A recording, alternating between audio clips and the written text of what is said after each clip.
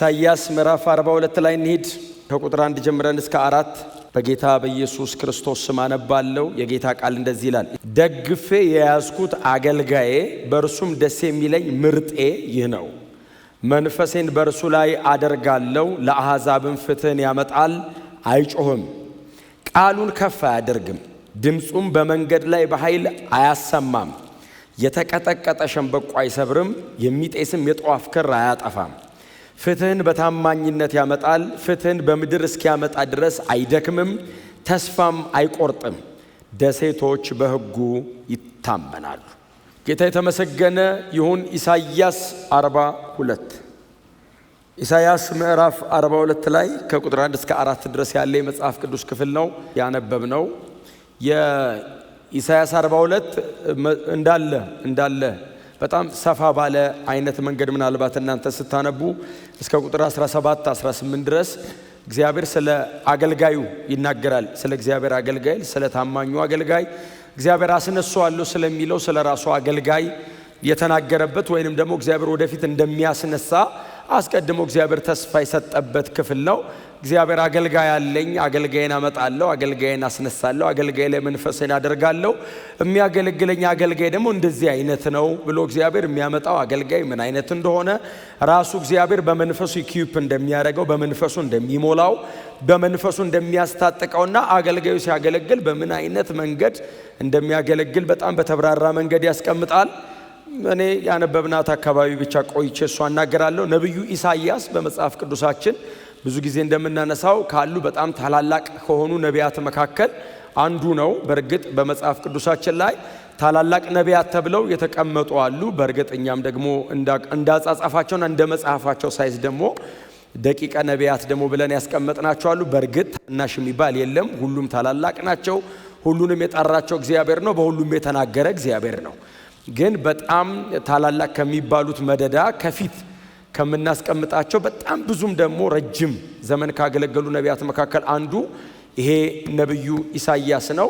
ከግማሽ ምዕተ ዓመት በላይ እግዚአብሔርን የማገልገል እድል የነበረው ታላቅ አገልጋይ ነው። በፍጹም ታማኝነት እግዚአብሔር በሱ በኩል የሚያመጣውን መልእክት ለዚያ ዘመን ለነበረው ሕዝብ እንደ እግዚአብሔር መልእክተኛ በሕዝቡ ፊት ቆሞ በጣም ፌዝፉሊ አገልግሏል። በጣም ዋጋ ከፍሏል። በጣም ትልቅ ክብርም አይቷል። እጅግ ደግሞ በጣም ብዙ ውርደቶችን አይቷል።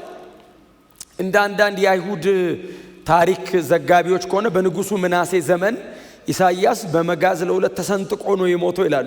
ዕብራውያን 11 ላይ አንዳንዶች በመጋዝ ተሰነጠቁ የሚለው ለነብዩ ኢሳይያስ ነው ይላሉና በንጉሱ ምናሴ ዘመን እኩል እንደዚህ ማለት ነው። በጣም ከባድ ነው አይደል? ማሰብ አይቻልም። አሁን በህይወት የቆመ ሰው በመጋዝ መሰንጠቀን እንደው ላወራው ይችላል እንጂ ኤክስፒሪየንስ ያደረገ የለም፣ ያው በዛ ሰዓት ወደ ጌታ ስለሚሄድ እና በመጋዝ ተሰንጥቆ እስከ መገደል ድረስ ደግሞ በጣም የተዋረደ ነው። በጣም እንዲከበር ያደረገው መልእክቱ ነበረ፣ እንዲዋረድም እንዲሰቃይም በዚህ መንገድም ይፍን ደግሞ ሞትን እንዲቀምስ የሚያደርገው መልእክቱ ነው። መልእክታቸው ሲያከብራቸው ይከብሩ ነበር።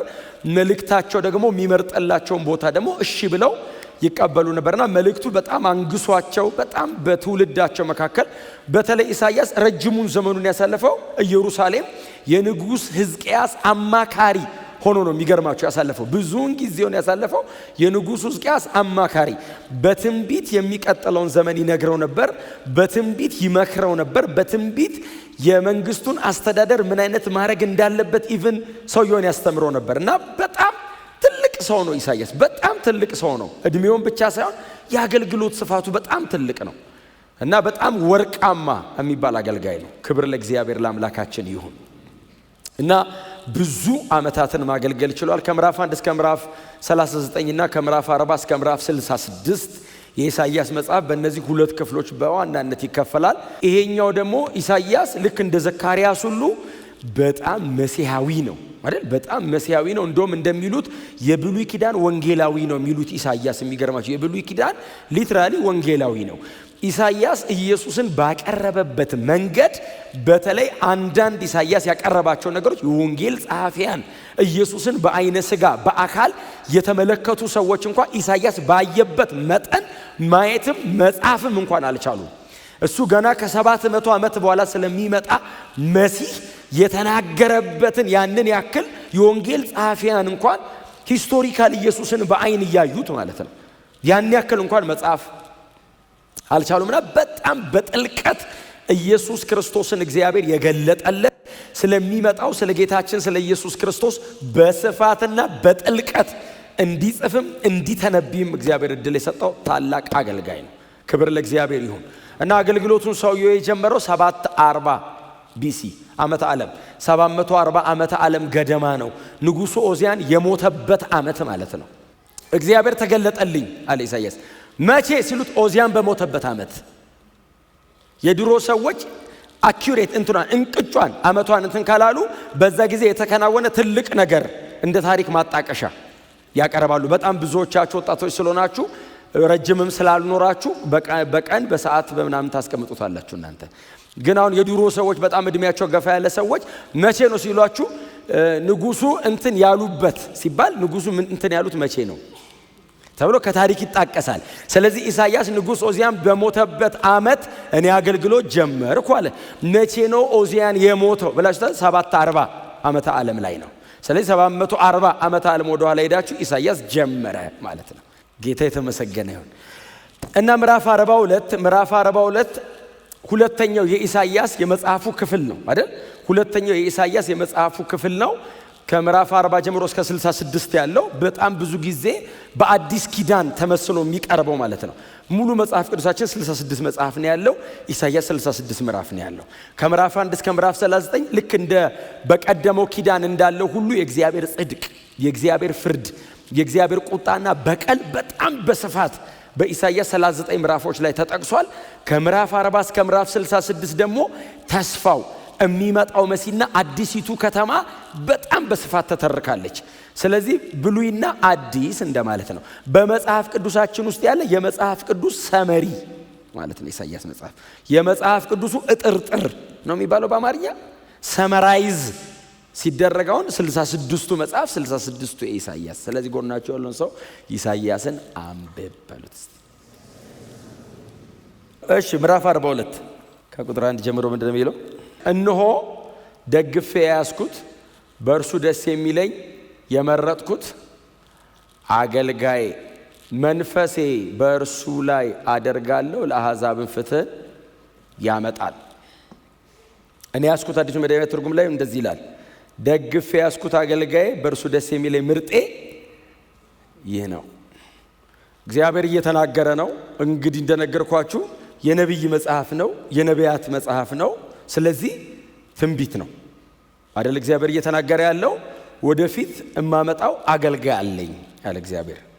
ምን አይነት አገልጋይ ነው ሲሉ ደግፌ የያዝኩት አገልጋይ ደግሞ ምርጤ ነው አለ እግዚአብሔር። የኔ አገልጋይ ነው አለ እግዚአብሔር። አሁን የእናንተ አገልጋይ ነው የሚል አይደለም አይደል ድምፁ።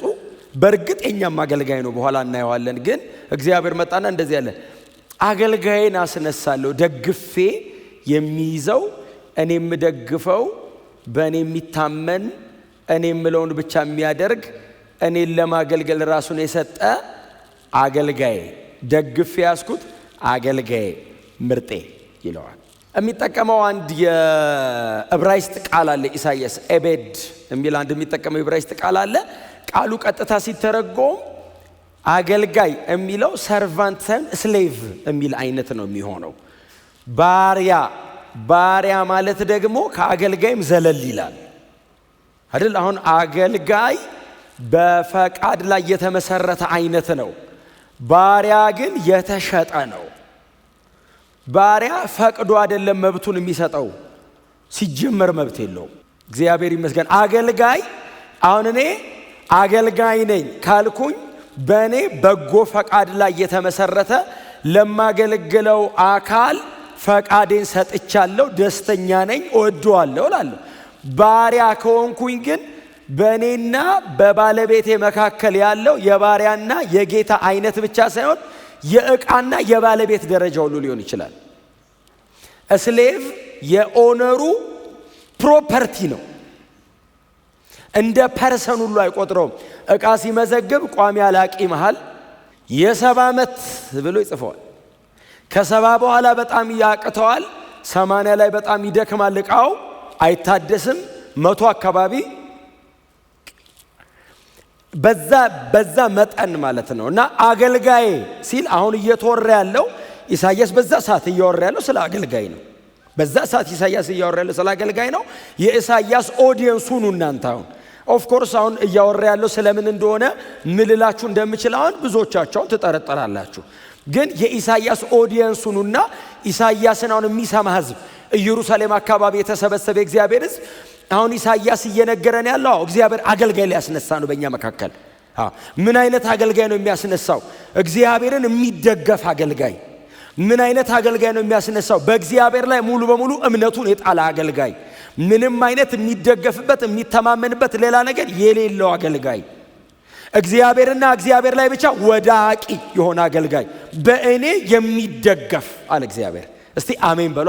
በራሱ የማይተማመን እኔ አደርገዋለሁ እማይል፣ ሁሌ ከእጄ ጠባቂ፣ ሁሌ እርዳታዬን ፈላጊ፣ ሁሌ የኔን አቅርቦት ብቻ ኤክስፔክት የሚያደርግ፣ የሚፈልገው ነገር ካለ እጄን የሚያይ ተደጋፊ ማለት እንደሱ ማለት ነው። ባይዘወይ እኔን ይደገፈኛል ማለት የተወሰነ ራሱ ሰርቶ የተወሰነ ደግሞ ስራልኝ ይለኛል ማለት አይደለም።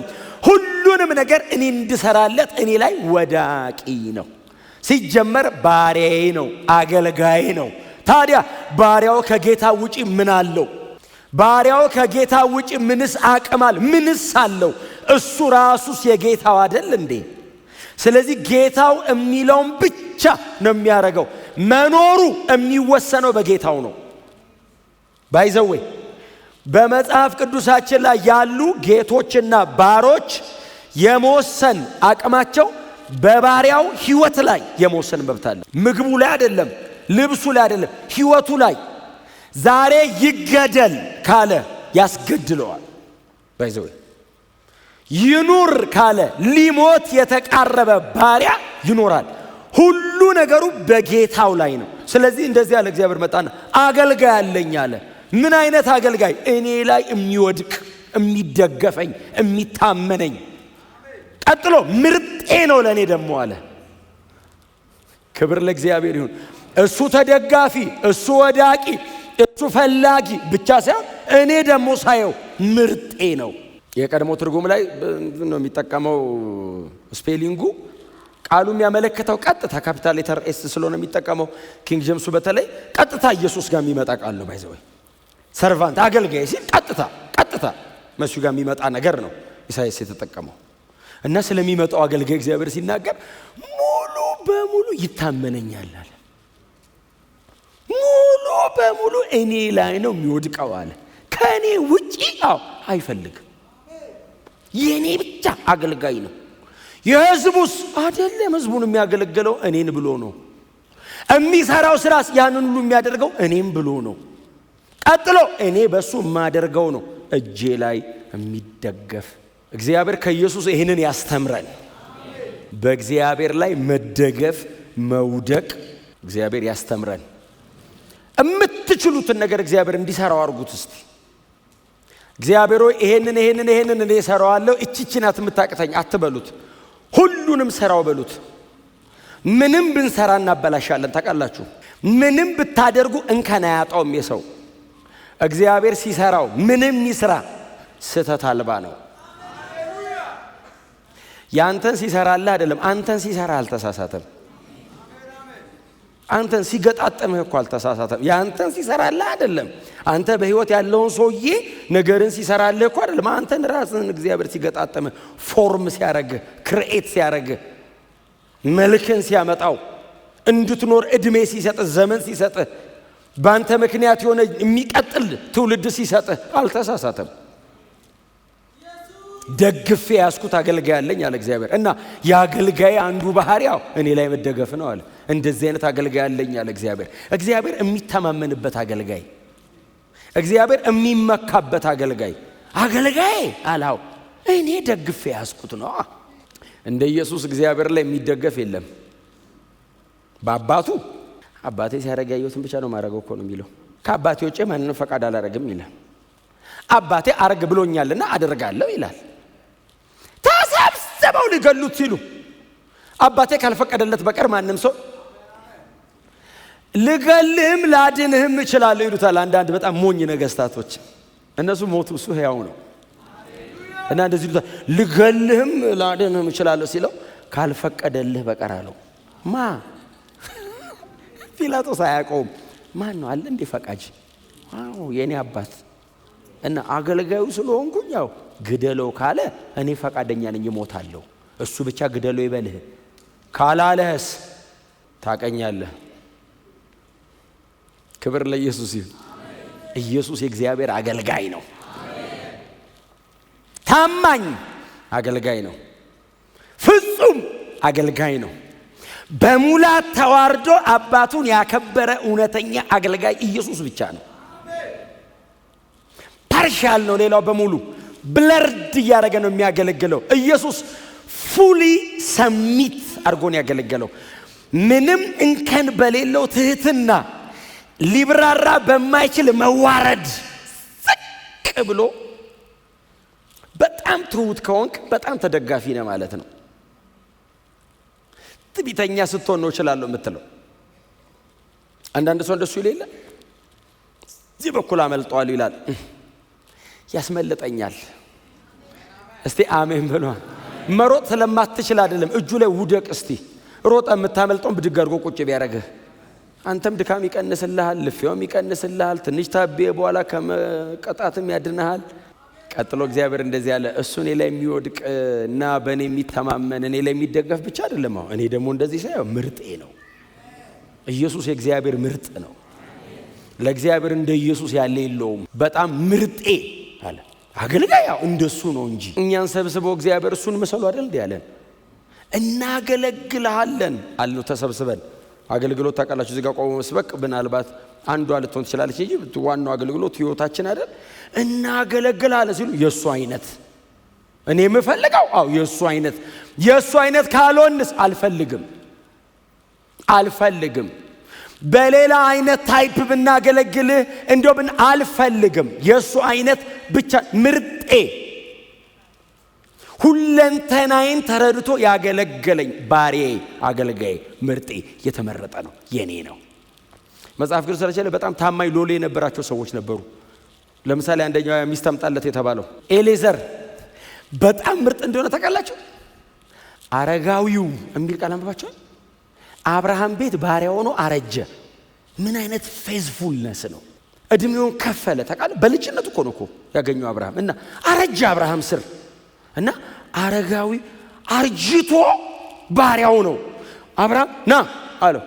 አቤት ሲለው እጅን እዚህ ታፋዬ ጋር ጭኔ ጋር አርጋለሁ፣ አስምልሃለሁ፣ አስማለሁ። ሂድና ለልጄ እንዲህ አርገልኝ። ከተመረጡ አገልጋዮቹ መካከል ዋናውን ጠርቶ ነው የሚለው፣ የተመረጠ ነው። አብርሃም ግን የሆነ ቀን አለው ታውቃለህ። ኤሌዘርን ወደ ውጭ ውጣ ብሎ የሚጸልያ ጸሎታለች። ይስሐቅ ሳይመጣ ትዝ ይላችኋል። ይጸልይ ጸሎት እስቲ ውጣ ኤሌዘር ይላል። ኤሌዘር አጠገቡ ነው። እስቲ ውጣ እንደ እኔና እግዚአብሔር እናወራ ይላል። እግዚአብሔር ሆይ ያለ ልጅ ይርጉን፣ ይሄ ሰው ሊወርሰኝ ነው።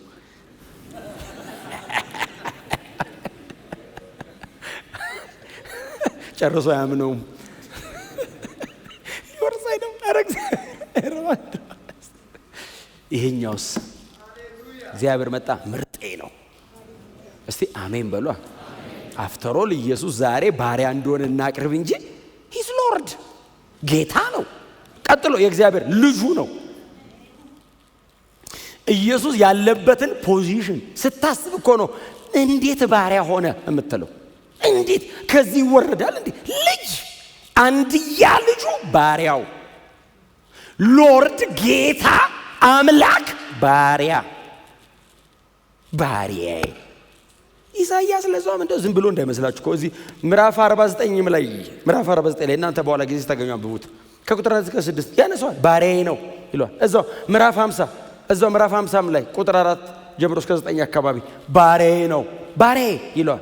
ከዛ ደግሞ እንደ ቤተ ክርስቲያን እኔ በግሌ የኔ በጣም ፌቨራይት በጣም ሙሉን አንብቤ መጨረስ የማልችለው ስለ ኢየሱስ የእግዚአብሔር አገልጋይነትና መዋረድ የተብራራው ኢሳይያስ 52:13 ጀምሮ እስከ 53:12 ኢሳይያስ 53 ትዝ ይላችኋል። የሰማነውን ነገር ማናም ነው የሚለው ስለ አገልጋይ እኮ ነው። ባሪያዬ ነው አለ እግዚአብሔር። ማን ነው ባሪያ? ይሄ አይነቱ የሚሰቃይ ባሪያ እሚንከራተት ባሪያ፣ እሚንገላታ ባሪያ። በኢሳይያስ ሁለተኛ መጽሐፍ ላይ ወይንም የመጽሐፉ ሰከንድ ፖርሽን ላይ 4 ጊዜ ስለ ጌታ ስለ ኢየሱስ ክርስቶስ ሲያቀርብ በጣም በስፋት የተረከው በተለይ ኢሳይያስ 53 ወደር የሌለው አጠቃላይ የ66ቱ መጽሐፍ ካርዲናል ቻፕተር ነው። ምዕራፍ 13 ሴንተሩ ነው የመጽሐፍ ቅዱስ። ማን ነው የመጽሐፍ ቅዱሱን መካከለኛ የወሰደው? የእግዚአብሔር ባሪያ፣ የእግዚአብሔር አገልጋይ፣ the suffering servant, the suffering መሲያ፣ the suffering God። የኢየሱስ አገልግሎቱ ድረስ ነው ኢሳይያስ 53 ድረስ ወደር የሌለው የማይብራራ እጅግ ዝቅ ያለ የተጎዳ የተሰቃየ ውርደቱ አይብራራም በሰው ቋንቋ። ኢየሱስ እዚህ ድረስ ነው ማለት አይቻልም። ያን ያክል ተዋርዶ ዝቅ ብሎ የሚያገለግል ተሰቃይ አገልጋይ፣ ስቅዩ የሆነ አገልጋይ፣ the suffering servant። ምርጤ ነው። ለምንድን ነው እግዚአብሔር ምርጤ ነው ያለው?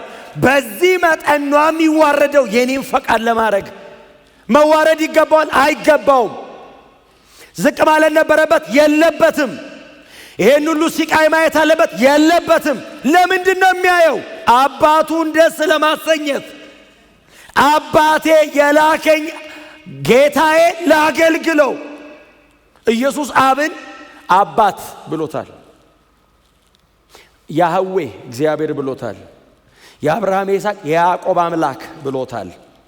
የላከኝ ብሎታል አብን። ምንም መሆን አይገባውም ኢየሱስ። ያንን ሁሉ ለምን ሆነ? አገልጋይ ሆኖ። ስለዚህ እግዚአብሔር እንደዚህ አለ፣ ምርጤ ነው፣ የተመረጠ ነው ለኔ። እግዚአብሔር ይርዳን። እውነቴን ነው የምነግራችሁ። ኢየሱስም አገልግሎት ጨርሶ እኮ ከበረ ለኛ የሚተውልን በጣም በጣም። ከዛ እግዚአብሔር መጣና እንደዚህ አለ፣ በእኔ ላይ የሚደገፍ የሚወደኝ ለእኔ ብሎ እንደዚህ የሚኖር ብቻ ሳይሆን ምርጤ ነው ካለ በኋላ መንፈሴን በእርሱ ላይ አኖራለሁ። ዋው! ብሉይ ኪዳን እንደዚህ አይነት ሰው የለም፣ ሊኖርም አይችልም። መንፈሴ ነው እሱ ላይ አኖራለሁ። በፉልፊልመንት ሌቭል ነው ኢየሱስ ላይ ያለው መንፈስ ቅዱስ። አሜን ነው። በፉልፊልመንት መንፈሴን በእሱ ላይ አኖራለሁ። ይሄ በጣም በጣም ብዙ ነው። ኢሳይያስ 11 ላይ ነው የዳዊት ስር ቁጥቋጦ ባሪያዬ ብሎ መንፈሴ በእሱ ላይ ይኖራሉ። 7 የጥበብ መንፈስ፣ የእውቀት መንፈስ፣ የፍርሃት መንፈስ በእሱ ላይ አደርጋለሁ። ፉልፊልመንት ነው አይደል? ፉልፊልመንት ነው እየተወራ ያለው በ7 መንገድ የሚገለጥ ብሎ መንፈሴን በማ ላይ? በባሪያዬ ላይ። በዳዊት ስርና ግንድ በሆነ በእኔ ባሪያ ላይ በባሪያ ላይ መንፈሴን አኖራለሁ አለ። ክብር ለአምላካችን ለእግዚአብሔር ይሁን። ይሄ በጣም ሰፊ ሀሳብ ነው፣ ስለ መንፈስ ቅዱስ ስለሆነ የሚያወራው። ቀጥሎ የአገልግሎቱን አድማስ እግዚአብሔር አወራ። የአገልግሎቱን አድማስ አይደል? እዚሁ ቁጥር 2 ላይ ለአሕዛብ ፍትህን ያሰፍናል የሚለው ያመጣል። ከእስራኤል ቤት የዘለለ አገልግሎት የሚያገለግል አገልጋይ ያለኝ አለ እግዚአብሔር። ኢሳይያስ ይህንን ትንቢት የት ነው የሚናገረው? ኢየሩሳሌም። በነማ ዘመን ነው የሚናገረው? በሕዝቅያስ ዘመን። ከእስራኤል ውጪ እግዚአብሔር የማን አምላክ ነው ሲባል የማንም ነው የሚሉት። እና ባይዘዌ ኢሳይያስ በሱ መጽሐፍ ላይ ብቻ የእስራኤል ቅዱስ ብሎ እግዚአብሔርን በተደጋጋሚ በመጥራት ኢሳይያስ ወደር የለውም። ቁጥሩን በእርግጥ በጣም እንትኑን አላስታውሰውም፣ ግን 14 ጊዜ ይመስለኛል የእስራኤል ቅዱስ ብሎ ኢሳይያስ የጠራው። ከኢሳይያስ መጽሐፍ ውጭ እግዚአብሔር የእስራኤል ቅዱስ የተባለው 6 ጊዜ ብቻ ነው። በተለያዩ መጽሐፎች ላይ 6 ጊዜ ብቻ ኢሳይያስ እግዚአብሔር ሲጠራው የእስራኤል ቅዱስ እያለ የሚጠራው። ዛሬ ትንቢት ሲናገር የእስራኤል ቅዱስ እንዲህ ይላል፣ አገልጋይን አስነሳና ይሄ አገልጋይ ለአሕዛብ ፍትህ ያመጣል። እንዴት? ከእስራኤል ክልል ውጪ አሕዛብን ይደርሳቸዋል። አገልጋይን ተጠቅሜ አሕዛብን አመጣቸዋለሁ አለ። አጥር ያፈርስልኛል አለ። ኢሳይያስ የፈለገ ትንቢት ቢናገር በጣም እስራኤልና እስራኤል አካባቢ የእስራኤል ጠላቶች እንደውም ትንቢት ሲናገሩ እኮ ደቡብ እስራኤል ከሆነ ያሉት ለሰሜን እስራኤል ትንሽ ነው የሚናገሩት፣ ላሉበት ለደቡቡ ነው። ሰሜን ያለው ሰውዬ ደግሞ የነ ኤልያስ ምናምን አይነቱ ማለት ነው። በጣም ብዙ ስለ ሰሜን ስለ ደቡብ ራሱ ትንሽ ነው የሚናገረው። እስራኤል ሆኖ ራሱ ማለት ነው። ይሄኛው ለአሕዛብ ሄዶ ትንቢት ይናገራል፣ ፍትህ ያመጣልኛል አለ። በአሕዛብ መካከል በሱ በኩል እገለገላለሁ። እኛን ይኸው አሕዛብ ሩቅ አትሄዱ፣ እኛ ነን። ማን ይሰበስበናል? ኢየሱስ የእግዚአብሔር አገልጋይ ባይሆን፣ ኢየሱስ ዝቅ ባይል ይሄ ሁሉ ሰው እንደዚህ እምር ብላችሁ ቅድመውን ስንዘምር፣ አሁን ቅድም ስንዘምር እስራኤላዊ ነው የምንመስለው። አሁን ማንም አሕዛብ አይመስልም እዚህ ውስጥ። አሁን በስማ የቅድመውን ባላለቀ እያልኩ ነው ያለቀው መዝሙሩ። እንዴ ምን አይነት መንፈስ ነው? ይሄንን እግዚአብሔር ያፈሰሰው ማላይ ነው። አሕዛብ ሙልጭ ያለን አሕዛቦች፣ እንዴ ሙልጭ ያለን አሕዛብ እስራኤላውያን አይደለንም ናችሁ እንዴ? አስቸጋሪ እኮ ነው። አሕዛብ እኛ መንፈስ ቅዱስን በሙላት ተቀብለን የእግዚአብሔር ነን። ኢየሱስ ይመጣል፣ ሰማይ እንሄዳለን። ማን ይሄንን ያደረገው? አገልጋዩ። ኢየሱስ እግዚአብሔርን ሰርቭ ያደረገበት መጠን አጥር ሰብሮ እኛ ጋር ሁሉ ፈሰሰ። እግዚአብሔር እኛን አክሰስ ማድረግ ቻለ። ታውቃለህ? እኛ ብቻ አይደለም እግዚአብሔርን አክሰስ ያደረግነው፣ እግዚአብሔር እኛን አክሰስ አደረገን። ወደ እኛ ጋር መጣ። እግዚአብሔር መምጣት አይችልም እኛ ጋር። ለምን? የኪዳን ሕዝብ ይሄ ነው ይላል። በመስዋዕት በምናምን እዚህ ጋር ነው የሚመጣው። እዛ ጋር እስኪሄድ ያ ጨለማ ነው፣ የኔ አይደለም። ከሄድኩስ ለመግደል ነው። ኢየሱስ መጣ፣ ብርሃኑን ዩኒቨርሳል አደረገው። እግዚአብሔር ሲመጣ አሁን እስራኤል የሚባል ብቻ አይደለም የሚመጣው፣ ቸርች ነው የሚመጣው። እግዚአብሔር ፍስስ ያደርገዋል። ይሄንን ማን ያደረገው? አገልጋይ ምርጤ፣ መንፈሴን በሱ ላይ እማኖር እሱ ለአሕዛብ ፍትህ ያመጣላቸዋል። ለተገፉ፣ ለተጠቁ፣ ለተጨነቁ፣ ተስፋ ለሌላቸው አሕዛብ ድንጋይ ጣዖት እያመለኩ በተለያየ ጣዖት አምልኮ በጨለማ ታስረው ላሉ አሕዛብ ፍትህ ያመጣልኛል፣ ብርሃን ያበራልኛል፣ እንዲያቁኝ ያደርጋል። እስካሁን የተነሱ አገልጋዮች በሙሉ ቦርደር እኔ ሰውን ሁሉ ማዳን እፈልጋለሁ፣ ግን እንዴት አድርጌ ይላል? አይችሉም። አገልጋዮቹ መሄድ አይችሉም። የኢየሱስ መቶ አጥር አፍርሶ እኮ ጴጥሮስ አልሄድም ብሎ ሸማ ሲወጣ ሲወርድ ትዝ ይላችኋል። ሂድ አለው። ኧረ አልሄድም እኔ አለ። እዛ አዘብቃው በስማ ያኔ በያህዌ አልሄድም፣ ለአይሁድ ነው ወንጌል አለ። ወንጌል ኢየሱስ ለዓለም ሁሉ ነው የሞተው ብሎ እየሰበከ አለ። እግሩ አይሄድለትም። ታውቃለህ? ልማድ መጥፎ ነው። ከዛ መጣ። ሸማ ሲወጣ ሲወርዳ የሆነ ቆርኔሌዎስ ቤት ሄደ። ደርሶ ሲመጣስ ኢየሱስ ጌታ ነው አይደለም ያለው? እንደምታውቁት እግዚአብሔር አሳይቶኝ እንዴትም ቢልበለው እንደው ደግሜ ራሱም ሄዶ ድጋሚ ካሳየኝ ነው። ለአሁኑ ግን እኔ እግዚአብሔርንም ቢልል ዘንድ ሰው ነኝ፣ ያው አልችልም። ጳውሎስ መጣ። እኔ የአሕዛብ ሐዋርያ ነኝ አለ። አይሁዳዊ ነው በትውልዱ እኮ። እግዚአብሔር ለአሕዛብ ነው ሐዋርያ ያደረገኛልና ምኵራብ ይገባል። ሰበክ ሲያደርግ አንቀበልም ሲሉት ጫማውን አድርጎ ወደ ተመረጡት ሄጃለሁ ብሎ ወደኛ። ኢየሱስ ጌታ ነው። እኔ አይደለም ያልኩት፣ ከሐዋርያ ሥራ ላይ ኮን ያለ ወደ ተመረጡት። እነማን ናቸው የተመረጡት ይላሉ? አይሁዳውያን፣ ግሪካውያኑ፣ ሮማውያኑ፣ አሕዛቡ እዛ ጨለማ ውስጥ ያሉት ነው። እነሱን ማዳን እግዚአብሔር ፈልጓላ። ወደ ገዛ ወገኖቹ ይሄው መጣ። እምቢ አላችሁት? ይሄው ወደዛ። አጥራችንስ ቦርደራችንስ እግዚአብሔር ሰበረው በክርስቶስ መስቀል። እዛና እዚህ አይባልም። እግዚአብሔር ንዶታል። ኢየሱስ ጌታ ነው። በደጅ ሩቅ ያለነውንም ጠራ፣ ውስጥ ያሉትንም አመጣ፣ ከሁለቱ አንድ ሰው። ይህንን ያደረገለት ማን ነው? አገልጋዩ፣ ባሪያው፣ ልጁ ኢየሱስ መስቀል ላይ ሲሞት አፈረሰው። በምድርና በሰማይ መሃል ያለ ብቻ አይደለም፣ ጎን ለጎን የነበረውን አፈረሰው። የአሕዛብ አደባባይ የሚቆሙት ሰዎች መሃል ቅድስተ ቅዱሳን እንዲገቡ አረጋቸው። ከእግዚአብሔር ጋር ያለን ተስተካከለ። ወደ ጎን ቦርደር የሚባል ነገር ተሰበረ። አይ የቀለም ልዩነት እኔ ነኝ የማመጣው፣ እንትና ጥቁር ነው እንትና ነጭ ነው ማለት እግዚአብሔር መጥቶ እንደዚህ ያለ በልጄ በክርስቶስ ኢየሱስ በኩል ከሆነ እቀበላል። ለአሕዛብ ፍትህ ያመጣል። እማመጣው አገልጋይ ኢሳይያስ ይሄን ሲናገር ህዝቡ እንደዚህ ያዩትና ይሄ ሰውዬ መቼስ አንድ ቀን እግር ጥሎት ይሄን አገልጋይ ልሁን ብሎ አሕዛብ ጋር አይሄድም ይላሉ።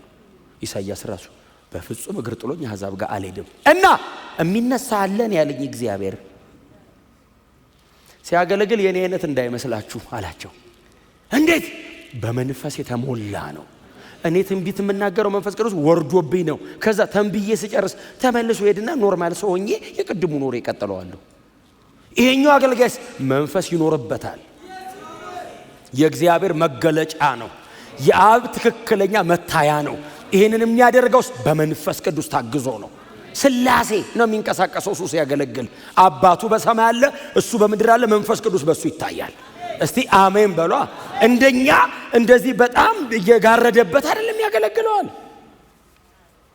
የአገልግሎቱ ባህሪስ የተቀጠቀጠ ሸምበቆ አይሰብርም፣ የሚጤስ ጧፍ አያጠፋም፣ ተስፋ አለው እጁ ላይ። እስቲ አሜን በሏ።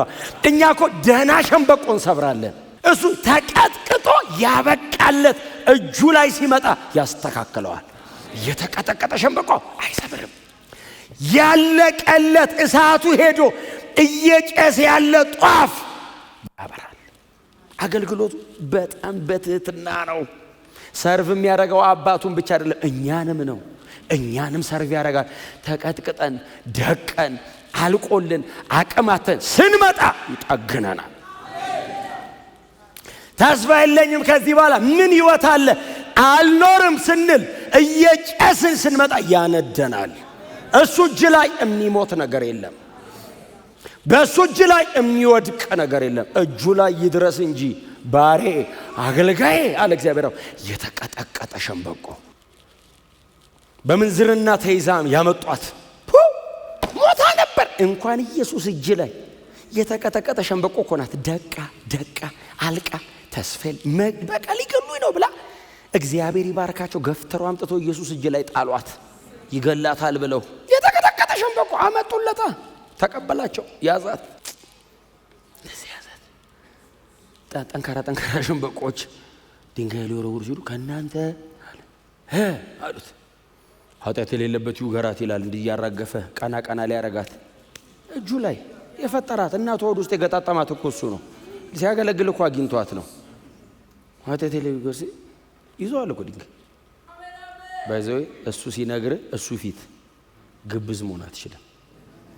ጎንንም ውስጥንም ነው የሚያየው። ባይዘው በድርጊት ብቻ ሳይሆን ልብ ላይ ያለውን ሁሉ ስለ እንዲህ ሲነግር ክሮስ የሚያደርግ ስፒሪት ሶል ቦዲ ነው የሚበተነ እንጂ ሰው እኮ ግብዝ ነው ተቃላደ። እንደዚህ ሲል አላረኩም ብሎክ ይወረውራል። ኢየሱስ ፊት አትችልም። እስቲ አሜን በላ። ሰው ፊት ልትወረውር ይችላል፣ ኢየሱስ ፊት አትችልም። ድንጋያቸውን ሁሉም እየጣሉ እየጠገናት ነው ተቃለች። ተሰበረችዋን እሱ ማንንም እንደማይወረውር ያውቃል። መወርወር ካለበት እሱ ነው የሚወረውረው፣ ኃጢአት የሌለበት። ከኢየሱስ ውጭ ሁሉም ኃጢአተኛ ነው መሬት ላይ። አሜን በሉኛ። በጣም ትንሽ ኃጢአተኛና ትልቅ ኃጢአተኛ፣ ብዙ የሰራና ትንሽ የሰራ እንጂ ሁሉም ኃጢአተኛ ነው። እሱ ብቻ ነው ጻድቅ። ለወርውር ካለ መግደል ይችላል። እሱ ግን መግደል ከጀመረ እሷን ብቻ አይደለም በሙሉ ማንንም እንዳይወጣ ብሎ ሁሉ ነው የሚገለው አይደል? የተያዘ ኃጢአተኛና ያልተያዘ ኃጢአተኛ እኮ ነው። ከዛ እያስተካከለ ድንጋይ አይደል ኃጢአት የሌለበት ይውገራት ሹልክ ሲሉ እሱ ሰርቶ ጨርሷታል። ዞር ሲል የሉም። አንቺ ሴት እንኳን ኢየሱስ እጅ ላይ ወደቀን ሲጠራ አንቺ ሴት አለ።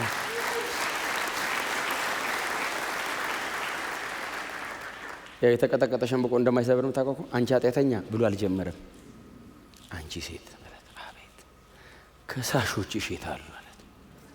እሷ ራሱ መታጠፊያው ጋር ራሱ የሉም። ተቃላ አሯሯጣቸው። ደም የድሮ ሰው ሲሮጥ ፈጣን ነው። እንጃ ጌታ ሆይ ሁሉም የሉም ሄደዋል አይደለች? በጣም ተስፈኛ ቃል ነው። ሄደዋል ስትል እኔም አልፈርድብሽም፣ ደግመሽ ኃጢአት አትስሪ፣ በሰላም ሂጂ። የተቀጠቀጠ ሸምበቆ አለመስበር አይደለም አቃንቶ ቀጥ አርጓት። ባይዘወይ ሌላ አገር ሂጂ አይደለም ያላት፣ እዛው እነሱ ሰፈር ነው ተመለሰ ሄደችው።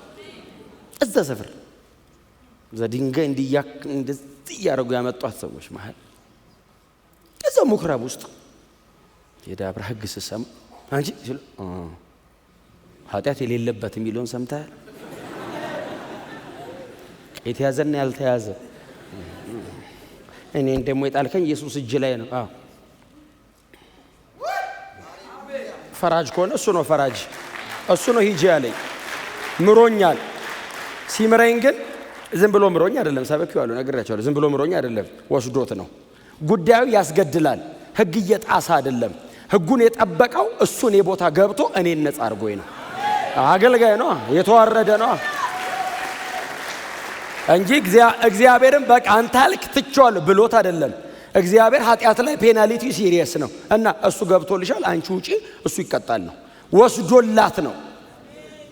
አልፈርድብሽም ማለት ሂጂ እንዴ። ስንት ሰው አለ መጽሐፍ ቅዱስ በዚህ አይነት ታሪክ ባላቸው ሰው የተሞላ አይደል እንዴ? ያቺ ሽቶ እግሩ ላይ ያፈሰሰች የዛ አይነት አይደለች እንዴ? ሮጣ መጣኩ ሽቶ ይዛ ስገባ እግሩ ላይ ስደ ምንድነው ያሉት? እዛ የተሰበሰቡት ፈሪሳውያን ደግሞ ይላቸዋል እኮ አሁን ይሄ ሰውዬ እንደው በእውነት ትክክለኛ ሰው ቢሆናች ሴት ማን እንደሆነች አያውቅም። ያውቃል፣ እያወቀ ነው። አሁን እግሩ ላይ አምጥታ ውሃ የምትደፋው ሴት አሁን እኮ አመንዝራ ናት፣ ኃጢአተኛ። አሁን እንዴት አድርጎ እስቲ እግዚአብሔር ሰው ሆነ የገለጣት ሲሉ ስምዖን አለው። መጽሐፍ እንደዚህ የልባቸውን አውቆ የሚል ቃል አለ። ሳታወራ ባይዘው ያስ እንደዚህ እዚሁ ሲመላለስ ይሰማዋል። ባይዘው ሐሳብ የሚሰማ እኮ ጌታ ብቻ ነው። ሐሳብ ይሰማል። ታውቃለህ፣ እኛ እኮ የተወራ ራሱ እኮ አይገባንም። የተወራ ተብራርቶ የተነገረ ራሱ እኮ በደንብ አይገባንም። እስቲ ድገመው ነው እኮ ምን ነው ጌታስ እዚህ ውስጥ ገና ሲመላለስ ስምዖን አለው ሲለው እኔ እዚህ ስገባ እንግዳ ብለህ ጠርተኛው የእግር ውሃ አቅርበህልኝ አለ። አላቀረብኩልህም። እቺን ሰጣታለህ አለው። ለሚለው ባይዘ አቶ ስምዖን ፈሪሳዊ ናቸው። ቀሚሳቸው ርዝመቱ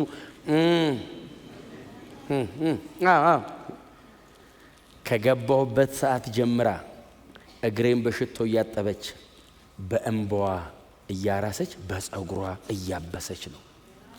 ብዙ ይቅር የተባለ ብዙ ያደርጋል። ካንተ በላይ እሷን ነክቻታለሁ አለው። ስላላወቅኳት አይደለም ምሪያት ነው።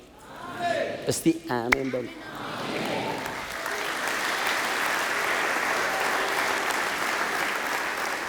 አቶ ስምዖን ጌታ ይባርካቸው። በእውነት ኢየሱስን መጋበዝ ቀላል ነገር አይደለም። ኢየሱስ ቤታቸው ድረስ መምጣቱ ቀላል ነገር አይደለም። በጣም ትልቅ ነገር ነው ያደረጉት። እቺ ሴትዮ ግን ኢየሱስ መቃብር ጋር መጣለች። ቀጠለ ህይወቷ፣ አቆማት። ቀጥ አድርጎ ባለ ታሪክ ለጴጥሮስ ኢየሱስ ተነስቷል ብላ የሰበከችው የመጀመሪያ ትንሣኤ ሰባኪ እቺ ሴትዮ ናት። የተቀጠቀጠ ሸምበቆ አይሰብርም፣ የሚጤስ ጧፍ። እኔ በእውነት አንድ ልጨምርላችሁ ነው ይብቃኝ። ዘኪዮስ የሚሉ ሰው ትዝ ይላችኋል። እኔ እንደው ገር አጭር ነበር ይላል። አጭር ኖርማል አጭር አይደለም አይደል? መጽሐፍ ቅዱስ ኦልሞስት ብዙዎቹ አጭር ሊሆን ይችላሉ። አጭር ማለት በጣም አጭር፣ በጣም የሚገርም ሰውዬው ባለጠጋ ነው ይላል። ባለጠጋ ከዛስ ኢየሱስን ማየት ፈለገ የሚል ቃል ባይዘው እከፍላለሁ ተሸከሙኝ ቢል አይሸከሙትም? ይሸከሙዋል። ማንም ግን አልፈልግም አለና የሾላ ዛፍ ላይ ወጣ ይላል። ቀላል ትጋት አይደለም። አሁን ስንቶቻችሁ ነው ዛፍ መውጣት የምትችሉት? በእውነት ነው። አሁን ባለጠጋ ሆኖ በጣም የተከበረ ሰው ሆኖ ዛፍ መውጣት ቀላል ነገር ነው እንዴ? ምን ታር እንዴ? እርሶም ነው እኮ የሚባለው። ዛፍ ላይ ወጥቶ እንዲህ ተንጠልጥሎ መጋፋት አይችልም። አቅም የለውም ሰውየው። ደሞች እንትንም አለችው ገንዘብ አለኝ እንዴት እጋፋለሁ ይላል። እንደዚህ ሲል ኢየሱስ እንደፈለገው አወቀ። ህዝቡ እንደው ይሄ ኃጢአተኛ ነው የሚለው ኢየሱስ ጌታ እንደዚህ እየሄደ በሰላም ረጅም መንገድ አብሮት የመጣ ሰው እያለ እንደዚህ ዘኪዮስ አለ። እንዴት አስበዋል? እንዴት ሾክ እንደሚያደርግ ኢየሱስ ሲጠራው ዘኪዮስ አለው። መሲሁ አቤት አለ። ዛሬ ባንተ ቤት ገባ ዘንድ ይገባኛል አለው። እሱ ለማየት እኮ ነው እና ቤት ልግባ አለው። እኔ አዎ አንተ ቤት ገባ ዘንድ ይገባኛል ናውረድ አለው። ቅድም የከለከለ አትገባም አታይ ምናምን ያለ በሙሉ ዘኪዮስ ቤት ስንት ወንበር አለው? እኔም አብሬ ገብቼ መቀመጥ ብችል። ወዲያው ቪአይፒ ያደረገው ኢየሱስ ሰውየው ናውረድ አለው። ወረደ። ሲወርድ ሰውየው መነካቱን የምታውቀው ዘርፌ የወሰድኩበትን ሰውየው 4 እጥፍ መልስለታለሁ። ኢየሱስ ነካው። የተዋረደውን ኃጢአተኛውን ሰውዬ እመልሳለሁ አለ። ካንተ ጋር ሆኜ ምንም ቦን ይቀለኛል አለ። ያላንተ ያ ሁሉ ነገር ይቅርብኛል። በቃ እኔ ካንተ ጋር ነው መኖር ነው ፈልገው እና ይምጣ አለ። የወሰድኩበት የዘረፍኩት ያሰቃይ ይምጣ እመልስላችኋለሁ በመድዳ አለ። ጌታ ኢየሱስ ክርስቶስ ገባና ቤቱ ዛሬ ለዚህ ቤት መዳን ሆኗል። እንደዚህ አይነት አገልጋይ ነው። አይጮህም፣ ድምፁ አይሰማም፣ በየመንገዱ አይበጠብጥም፣ ጸጥ ብሎ ነው የሚሄደው። የሰው ህይወት ግን ይቀይራል። የሰው ታሪክ ግን ይቀይራል። እግዚአብሔርን ከሰው ጋር ያገናኘዋል። እግዚአብሔርና ሰው እንዲገናኝ የሚያደርግ አገልጋይ ነው። አይበጠብጥም፣ አይረብሽም፣ በጸጥታ ነው የሚሄደው። የተጎዱትን፣ የተሰቃዩትን፣ የተጣሉትን ኃጢአት ያሰቃያቸውን እጁ ላይ ይፈውሳቸዋል። ነፃ አውጭ አገልጋይ፣ ታዳጊ አገልጋይ። ከሞዴልነት ይዘላል ኢየሱስ። አሁን ሞዴል እኮ ሩቅ የምታስቀምጠው ነው። ኢየሱስ እኮ ሞዴሌ ብቻ እኮ አይደለም፣ ስቲል እኮ ሰርቭ ማድረግ እኮ አላቆመም። እኔን ስቲል በእግዚአብሔር ቀኝ ሆኖ እኮ ስለኔ እኮ ነው የሚማልደው። እየታየል ስቲል እኮ እያገለገለ ነው ኢየሱስ። መቼ አቋረጠ? አሁንስ ቢሆን እየጋረደ፣ እየጠበቀ፣ እየተንከባከበ፣ ህይወት እየሰጠ፣ ቀንበር እየሰበረ ስሙን ስጠራ አክቲቭሊ የሚመጣው እኮ እሱ ነው። መቼ አቆመ? አሁንስ ማገልገል። ከሞዴልነት ያልፋል። ስቲል ሰርቭ እያደረገ ነው። ተመልሶ መጥቶ የሚወስደውን ህዝቡን አሁንም እያገለገለ ነው። አሁንስ ማን ነው የሚጠብቀኝ? የኢየሱስ ስም አይደል እንዴ? አሁንስ ብዙ ነገር በህይወት ላይ የሚያደርገው የኢየሱስ ስም አይደል እንዴ? ቤተ ክርስቲያን በህይወት የምትኖረው ከእሱ የተነሳ አይደል እንዴ? ስቲል እኮ ሰርቭ እያደረገ ነው። አላቆመም እኮ ይሄ አገልጋይ። አሁንም እኮ የተቀጠቀጠ ሸንበቆ እኮ እየጠገነ ነው። የሚጤስ ጧፍ። አሁን ስንት ተስፋ መቁረጥ ውስጥ ያለ ሰው አለ። ቸርች መጥቶ ህይወት ጀመረ። ሁላችንስ ብንሆን ስንመጣ በምን አይነት መንገድ ነው የመጣ ነው? ማንም የሚደረድረው ጽድቅ ቢኖረው ቤተ ክርስቲያን አይመጣም። ኃጢአተኛ የተሰበሰበበት ቦታ ነው ቤተ ክርስቲያን። እንደ ሆስፒታል ታማሚ ብቻ የተሰበሰበው፣ መድኃኒት ያለው እሱ ጋር ስለሆነ ሰበሰበን፣ አከመን። አይዋጥ ብሎ አይደለም የሰጠን፣ እሱ ነው የገባው። መድኃኒቱ ራሱ ነው። የሚዋጥ አይደለም ያሰሰልኝ፣ እሱ ነው የገባው። ሳይድ ኢፌክት የሌለው መድኃኒታችን ክርስቶስ ብቻ ነው። ሁለንተናዊ ፈውስ፣ ሁለንተናዊ ፈውስ። ተስፋ መቁረጥ፣ ብቸኝነት፣ የኃጢአት ሲቃይ፣ የሰይጣን ዲፕሬሽን። ክፉ ነው ሰይጣን፣ ነፍሰ ገዳይ። ያዳነን ኢየሱስ ነው። ከእጁ የነጠቀኝ ኢየሱስ ነው። ሊገለን እያመቻቸን ሊያርደን ሲል ኢየሱስ ነው ጣልቃ ገብቶ ነቅሎ ከእጁ ላይ ያወጣን። በደም ተለውሰሽ ሳለሽ በመንገድ አገኘውሽ አለ። ልትሞቺ እያጣጣረሽ መንገድ ላይ አገኘውሽ። እንደዚህ ቀና ብለሽ ስታይ በህይወት ኑሪ አልኩሽ። ታሪካችንን የቀየረው ኢየሱስ ብቻ ነው። የለም ሌላ። ተዋርዶ ነው ከፍ ያደረገን። ዝቅ ብሎ ነው ያወጣን። ያለንበት መጥቶ ነው ያለበት የወሰደን። እንደዚህ አይነት አገልጋይ he deserve ብናመሰግነው፣ ብናከብረው ይገባዋል። ሲያንሰው ነው ብንኖርለት፣ ብንሞትለት፣ ዋጋ ብንከፍል ለኢየሱስ ይገባዋል።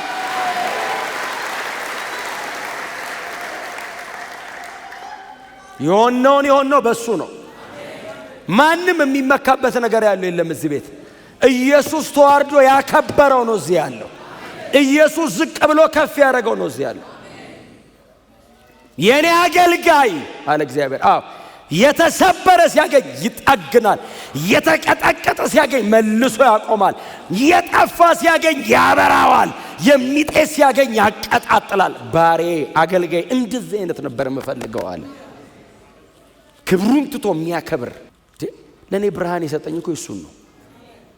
ህይወት የሰጠኝ እኮ ሞቶልኝ ነው። ቀልድ ነው እንዴ? እየተጫወተ ነው እንዴ? አይደለም። ህይወት እኮ እየከፈለ እኮ ነው ያገለገለው። እኔም በህይወት ኑር ሲለኝ እኮ ኮንፌስ አይደለም እኮ ያደረገው እኮ ኢየሱስ። ሞቶ እኮ ነው የሰጠኝ። ፕራክቲካል እኮ ነው ኢየሱስ። ፕራክቲካል ነው። ሰማይ ሆኖ በህይወት ኑሩ እኮ አይደለም እኮ ያለ፣ ሞቶ እኮ ነው ኑሩ ያለን። ኢየሱስ ሰጥቶ ሞቴን እኮ ወስዶ ነው።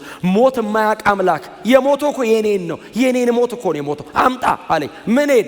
ችግሬን፣ ቀንበሬ አይደለም፣ ሞትህን አምጣው አለኝ። ታዲያ ልሙትልሃ፣ ከዛስ ህይወቴን እንካ። የዘላለም ህይወት የሚባል ያወቅነው በክርስቶስ ነው። አልነበረም። እሱ ሰጠኝ የዘላለም ህይወት እንዲሁ በነፃ። ሪተርን የማይፈልግ አገልጋይ። እኛ ስለተደረገልን እናመሰግነዋለን እንጂ እሱ እኮ እስቲ አመስግነኝ እንትን ላድርግልህ አይል። ዝም ብሎ ነው የሚያደርግልን። መቼስ ካልሞትክ በቀር በህይወት እያለ የዘላለም ህይወት የሚያክል ነገር ተሰጥቶ ዝም አትልም። ከእንደኛ አይነቱ ትልልቅ ሰው እንዳይመስል ከህፃናትና ጡትን ከሚጠቡ አንደበት ለራሱ ምስጋና አዘጋጀ ተብሎ የተዘጋጀ ነው የምሰጠው። ማን ነው የሚሰጥ? ህፃናት ጡት የሚጠቡ ከነሱ አንደበት ለኛ እንኳን ሊያብራሩና ሊነግሩን በማይችሉበት በዛ በጨቅላ ጮታቸው ያመሰግናሉ። አንድ በጣም ወደው ቃል አለ ነህምያ ላይ በበረከትና በምስጋና ከፍ ከፍ ያለው የሚል እግዚአብሔር በበረከትና በምስጋና ከፍ ከፍ ያለ ሲጠራው ነህምያ የክብር ስሙ እኮ ነው። በበረከትና በምስጋና ከፍ ከፍ ያልክ ይገባዋል። ታርዷል። እግዚአብሔር አብ ኢየሱስን ያከበረው ልጁ ኢየሱስ ፈጽሞ ስለተዋረደ ነው። ፊልጵስዩስን እያጠና ያለ ልክ አይደል ይዝቅ ያለው? ያለ ልክ ለምንድን ነው ከፍ ያለው? በዚህ ምክንያት ነው የሚለው ቃሉ። ዝም ብሎ አከበረው አይደለም፣ ዝም ብሎም ተዋረደ አይደለም። መዋረዱ ምክንያት ነው፣ መክበሩ የተዋረደበት ምክንያት። በዚህ ምክንያት ነው እግዚአብሔር ያለ ልክ አከበረው ይላል። ያለ ልክ ሰማይ እኔ በጣም ወደው ራዕይ ምዕራፍ 5 በጉ ሲገባ ቪዥዋላይዝ አደረገዋለሁ። ዮሐንስ ቁጭ ብሎ ሲያለቅስ እግዚአብሔር አብ ከእጄ ላይ ማንም ይህን ሊወስድ አይችልም ሲል ብርቱ መልአክ ሊወስድ የሚችል የለም። እኛ ማለት ነን። ዮሐንስ እኮ ገብቶ ቁጭ ብሎ ትሮን ሩም ማለት ነው። ትሮን ሩም ዙፋኑ ያለበት ክፍል ውስጥ ሲል በጉ ሲገባ ታውቃለህ፣ ተቀየረ ቤቱ።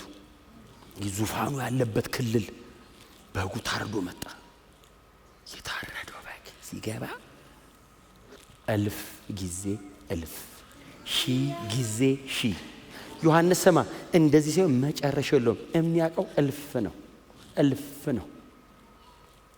እልፍ ጊዜ እልፍ፣ ሺህ ጊዜ ሺህ መላእክት ይላል።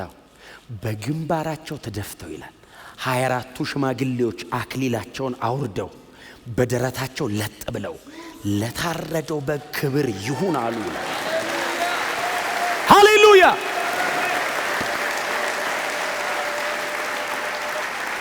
ዝቅ ብሎ ሰማይ አብ በዙፋኑ ላይ ሆኖ ያየዋል።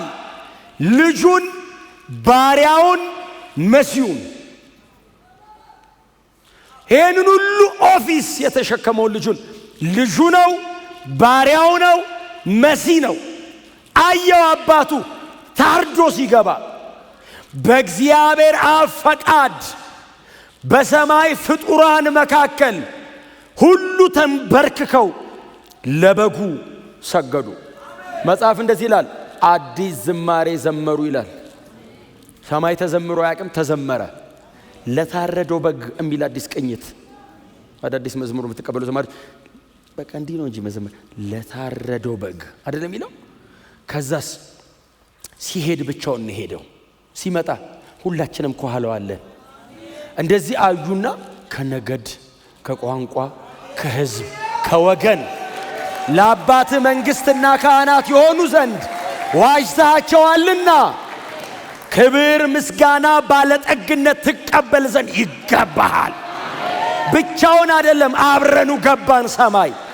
እግዚአብሔር አብ እንዲህ አለ፣ አምጧቸው የኔ ናቸው፣ በልጄ በባሬ በመሲሁ በኩል የመጡ ናቸው። ታርዶን ያመጣቸው። መጽሐፍ እንደዚህ ይላል፣ በጉ ስራውን ጨርሶ ዙፋን ላይ ተቀመጠ፣ ጨረሰ። እኛም ገባን። እንደዚህ አሉ፣ ለታረደው በግና በዙፋኑም ላይ ለተቀመጠው ኢየሱስ ከአብ ጋር ትሮን ሼር አረገ። እግዚአብሔር ወልድ ነዋ፣ ደግሞ መለኮት ነዋ። ስለዚህ ሲያመሰግኑት ምን አሉ? በዙፋኑ ላይ ለተቀመጠው ለአብ፣ ቀጥሎ ለበጉ እኩል ሰገዱ። ክብር ይሁን።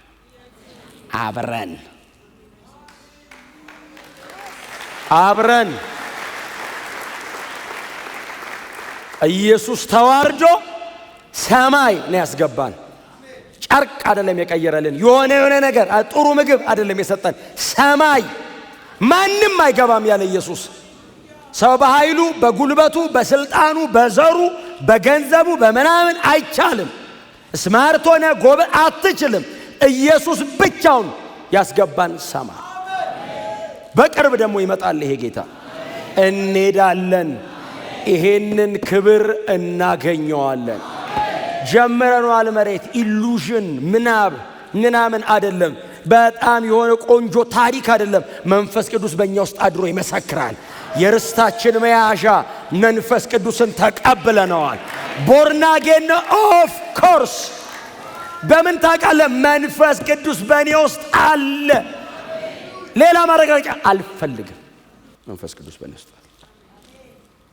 የመንፈሱን ዋስትና በማጆሪቲ ተሰብስበን እንደነናል አልዳን እንደሱ አይደለም። መንፈስ ቅዱስ እግዚአብሔር መንፈስ ቅዱስ አንተ ውስጥ ገብቶ ቁጭ መንፈስ ቅዱስ ማደሪያው ስትሆን ምን እርግጠኛ ነህ መሰለህ? የቤዛ ቀን የሚባል ከፊት አለ። ለቤዛ ቀን መቼ ነው? ኢየሱስ ለዛን ቀን ዋስትና እግዚአብሔር ከሰማይ የሚሰበሰበው የቸርች ነው ብሎ አይደለም። ታተሟል ግንባሩ ላይ ብራንዱን ይኸው ነው የሚለው። ሆሊ ስፒሪት አለው። መተተኛ ደጋሚ ምናምንስ አይ ቲንክ ኤስ ይመስለኛል። ለላችን ሳታን አክቲቬትድ የኔ የሆኑትን የእግዚአብሔር የሆኑትን በክርስቶስ ያመኑትን ቦርን አጌን የሆኑትን ብቻ መላእክት ከምድር ዙሪያ ይሰበስቡናል። ታውቃለህ? ያ ቀን ምን አለ ዛሬ ቢሆን ባርጋውን አስበዋል። እነ ሚካኤል እነ ገብርኤል ዋናው ነው የሚመጣው። ዋናው እሱ ነው። በቃ የሳልቬሽን ፉልፊል የመንፈሳችንን ተቀበለን የነፍሳችንን ተቀበለን አሁን የሥጋ ደግሞ ከፊታችን ሥጋ ይሄ እንዴት አሪፍ መሰላችሁ! የተዋረደ ነው። በቃ ሰዓት ስታረጉለት ስታለብሱት የሚያረጅ አይመስልም። ከ30 ዓመት በኋላ ቸርች እንገናኝ ተደጋግፈን ማን ተረፈ ማንም አለ ተባብለ ይሄ ውሸቱን ነው አለ። ዘላለማዊ አካል የእርሱን ክቡር ሥጋ እስኪመስል እሱ ራሱ ሁሉም ባስገዛበት ኃይል ይቀይረናል። ሰብሰብ አድርገውን ታውቃለህ። እስከ ደመና እንሄዳለን። ጌታችን ይመጣል። ኢየሱስ እንወድሃለን። እስቲ ጮክ በሉና ማራናታ በሉት። እስቲ ድገሙና እስቲ ጌታ ኢየሱስ ሆይ ቶሎና በሉት። እስቲ እርግጠኛ ያልሆናችሁ ሰዎች እርግጠኛ ሁኑ። ዛሬ መንፈስ ቅዱስ መሞላት አለብህ። እርግጠኛ መሆን አለብህ። አለበለዚያ የመጀመሪያውን ትንተይድን በኋላ ሰከንድ ተርን እስኪመጣ ድረስ 7 ዓመት ካወረጋ አትችለው። መሬት ላይ እንኳን ዋናው ተለቆ የቀረና በጨፍራ ራሱ ያለውን ሲቀያየ ነው። ስለዚህ ግድ የለም እዛ ሄደን እሱ እዚህ ፈልገውን ያርግ። ለ1000 ዓመት እንመጣለን። ታማኙ አገልጋይ ዝቅ ብሎ ተዋርዶ ድነታችንን ሰርቶታል። ሰማይ እግዚአብሔር የሚቀበለው በክርስቶስ ኢየሱስ በኩል የመጣ ሰው ብቻ ነው። እግዚአብሔር አገልጋዩን ያከብረዋል። ምርጤ ነው ብሏል። የተቀጠቀጥክ ልትሆን ትችላለህ። የሚጤስ ጧፍ ልትሆን ትችላለሽ። ኑ እሱ እጅ ላይ ኢየሱስ ጋር ነው ኑ የምንላችሁ።